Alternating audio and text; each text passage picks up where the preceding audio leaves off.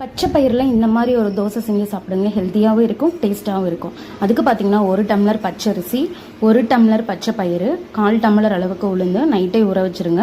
Over night ஊற வச்சுருங்க. So morning பார்த்தீங்கன்னா நல்லா ஊறிடும். அதில் பார்த்தீங்கன்னா அது ஒரு மிக்ஸி ஜாரில் ட்ரான்ஸ்ஃபர் பண்ணிக்கோங்க. ஏன்னா நான் குவான்டிட்டி கம்மியாக தான் எடுத்திருக்கேன். ஒரு 2 நாள் அளவுக்கு ஆகிற மாதிரி மட்டும் எடுத்துக்கோங்க.